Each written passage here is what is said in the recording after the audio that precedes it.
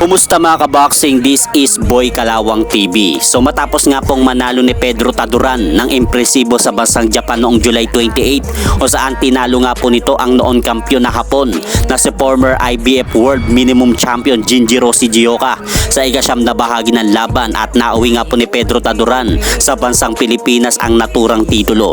Muli, isa na naman pong Pilipino boxer ang mapapalaban sa isang world title kundi itong tinaguri ang Doberman ng Filipino boxing na si Dave the Doberman Apolinario na may kasalukuyan ngayong malinis na kartada sa boxing na 20-0 with 14 knockout.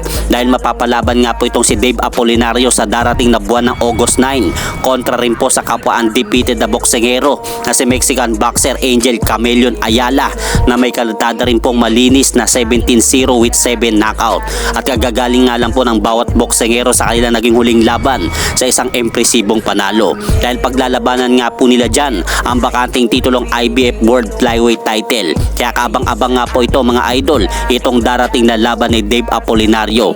Dahil kung sakaling makalusot nga po dito si Dave Apolinario ay madadagdagan muli ang ating mga Pilipinong kampiyon na boksingero sa Pilipinas. At sa kabilang banda naman po mga idol, matapos mauwi sa tabla ang naging laban ni pambansa kamao Manny Pacquiao kontra kay former champion K1 kickboxer Rokia Anpo na ginanap sa bansang Japan noong July 28 o saan medyo nahirapan nga po si pambansa kamao Manny Pacquiao sa kanilang naging 3-round exhibition match. Kay marami nga pong nagsasabing mga boxing fans ang pumuna sa naging performance ng nag-iisang 8 division world champion sa boxing.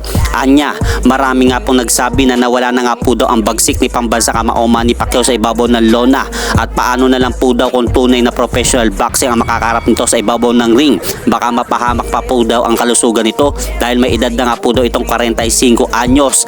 Ngunit mga idol, imbis na panghinaan nga po si pambansa kamao Manny Pacquiao sa mga negatibong komento sa naging laban po nito kay Rokia Anpo, ay lakas loob nga pong sinabi ni Manny Pacquiao sa naganap na post-fight nito na nakaapekto po daw sa kanyang ginamit na lona sa ibabaw ng ring dahil masyado nga po daw manipis ang ginamit na tela. Kaya nahihirapan po daw si Manny Pacquiao na gumalaw at humakbang sa ibabaw ng ring. At idagdag pa nga po ni pambansa kamao Manny Pacquiao sa mga nagsasabing wag na nga po daw siyang babalik sa professional boxing. Anya, sinabi nga po ni Pacquiao na gustong-gusto nga po nitong bumalik sa professional boxing at maging kampiyon muli at nagpapasalamat nga po siya sa mga tao at mga kababayan na naniniwala pa rin po sa kanya. At hanggang dito na lang po muna ang aking update sa mga aganapan sa mundo ng boxing at syempre mga idol, pakisuportahan nyo naman po muna ang ating munting channel. Maraming salamat po.